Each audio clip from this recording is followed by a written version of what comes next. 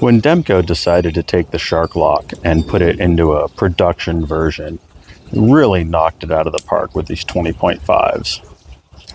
Such a good job on these. Even the very first production run ones were incredibly well done. This is one of the original gray handle versions that I dyed the scales on way back in the day. These came out, gotta be like 6-7 years ago at least now.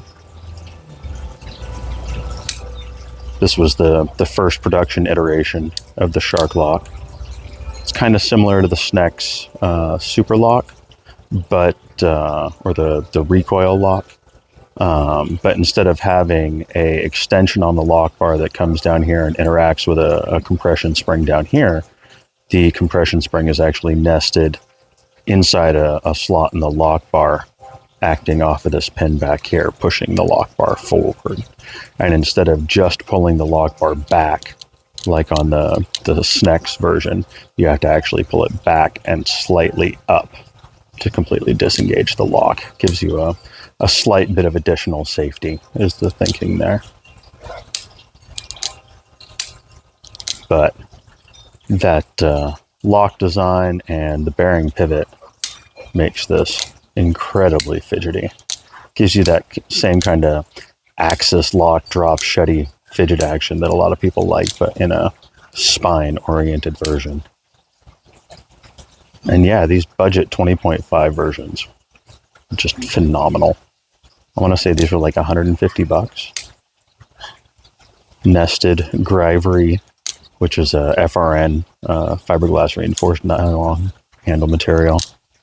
The light gray that these came in originally was actually really nice because it lended itself to dyeing very easily. A little bit of RIT synthetic dye, and you could make them pretty much any color you wanted.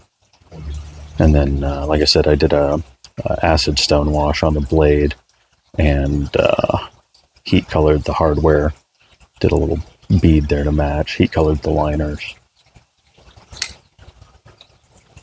So yeah, if you're looking for a real fidgety, fun budget knife, they still make these 20.5s, obviously, in a couple different blade shapes. They make like a Bowie blade shape now, as well as they call it a shark's foot, but like a sheep's foot style blade is basically what this is. Definitely a great value. And then, if you want a custom, there are custom AD-20s, which are a decent amount larger. The 20.5 was a scaled down version, but it's not a small knife by any means. It does carry very slim though. So yeah, been a while since I had this out.